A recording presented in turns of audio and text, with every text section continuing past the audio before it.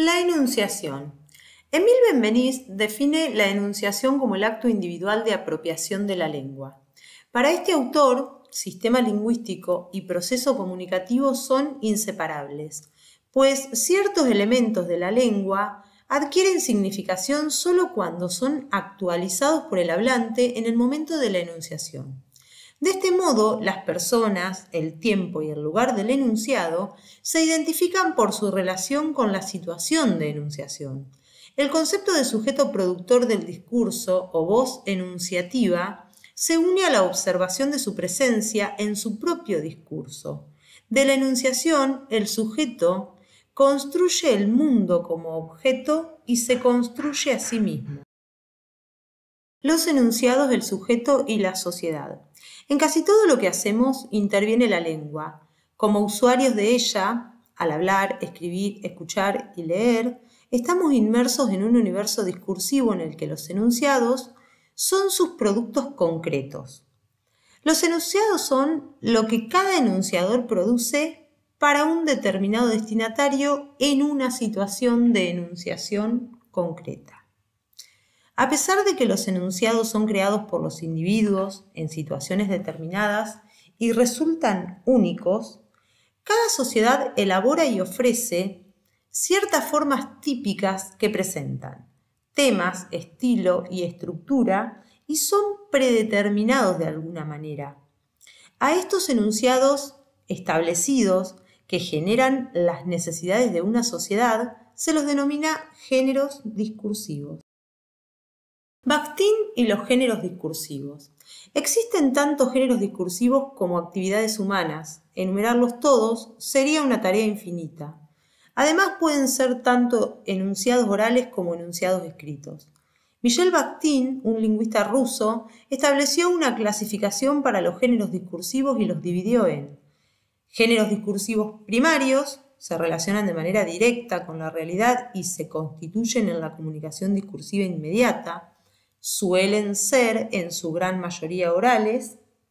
Géneros discursivos secundarios se producen en condiciones de comunicación cultural más compleja, relativamente desarrollada y organizada. Son principalmente escritos. Afirma Bakhtin que estos últimos suelen absorber e incluir a los géneros discursivos primarios. Géneros discursivos orales y escritos. Sus características. Géneros discursivos orales. Propician una interacción directa entre el emisor y el receptor. Están cargados de referencias, es decir, datos, que se actualizan de inmediato, ya que ambos comparten la situación comunicativa. No requieren de mayor elaboración y pueden ser corregidos a partir de la percepción de los signos actitudinales o anímicos que emite el receptor y tienden a ser redundantes, desordenados y repetitivos. Por otro lado, los géneros discursivos escritos no habilitan la interacción directa, sino mediada, presentan marcas que el propio discurso actualiza, no pueden ser corregidos sobre la marcha y carecen en general de redundancias, repeticiones y desorden. Bakhtin y su época. En la época que escribió su teoría Bakhtin, las fronteras entre la oralidad y la escritura eran bien claras y nítidas, tanto que se permite indicar que los géneros discursivos primarios son orales y los géneros discursivos secundarios son escritos. En los últimos años, las nuevas tecnologías de la comunicación han borrado un tanto la frontera entre unos y otros, ya que muchas de las características de la oralidad anidan en géneros escritos, tales como el mensaje de texto, el comentario en una red social o el chat. Y a la inversa, novelas enteras podemos encontrar en formatos de, por ejemplo, audiolibros. Discurso, texto y contexto. En breve veremos las definiciones de cada uno de estos conceptos. Para poder entenderlos tenemos que pensar en la historia de la lingüística y su evolución. Dicha disciplina en un primer momento analizaba los textos de manera aislada de los contextos a los cuales servían. De a poco, en la década de 1960, empieza a integrar el contexto. Y cuando al texto le podemos sumar el contexto, lo que obtenemos es un discurso. Por eso vamos a ver que los textos son la unión de estructuras formadas por otras más pequeñas, por ejemplo, palabras, oraciones, párrafos, texto. Una estructura llamada texto a su vez se caracteriza por poseer las propiedades de coherencia y cohesión. Es lo que hace que sus unidades estén integradas. Pero cuando pasamos a la fase del discurso, a ese texto le aportamos un contexto, es decir, un tiempo, un espacio y una intención por parte de los participantes de la interacción.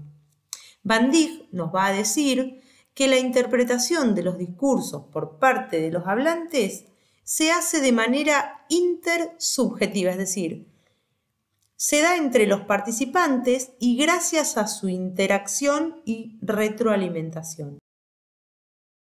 Enunciado y oración. Existe una diferencia fundamental que es preciso saber entre enunciado y oración. Un enunciado es la unidad mínima en que se divide la pragmática, es decir, la disciplina que estudia el lenguaje en contexto. Presenta la característica de no poseer una extensión ni una estructura determinada. Ejemplo, vino ella y me lo contó todo. En cambio, una oración es una unidad gramatical. La gramática es la disciplina que estudia las estructuras del lenguaje, por ejemplo, oración, párrafo, texto, etc., cómo hablar y cómo escribir correctamente. A eso se dedica la gramática.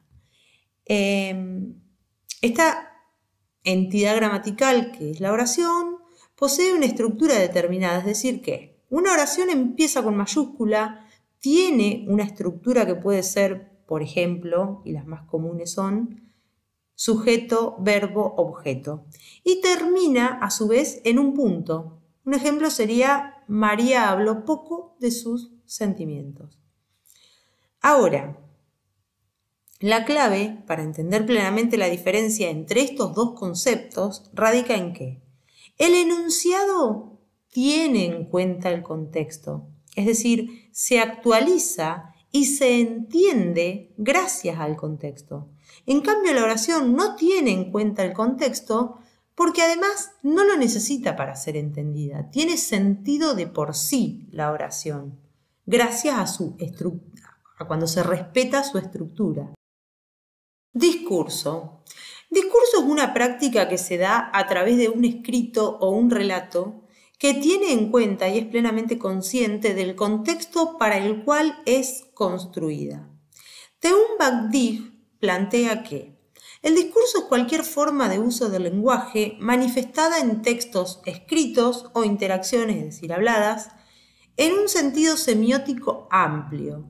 Esto incluye estructuras visuales como el diseño, tipo de letras y tipografías para textos escritos o impresos, y los gestos corporales y faciales y otros signos semióticos en el caso de la interacción hablada. Este concepto de discurso puede incluir combinaciones de sonidos en muchos discursos híbridos multimedia, por ejemplo, en las películas, en la televisión, celulares, internet y otros canales de medios de comunicación. El discurso, además de consistir en una serie ordenada de palabras, cláusulas, oraciones y proposiciones, es un fenómeno práctico, social y cultural, es decir, una interacción. Texto.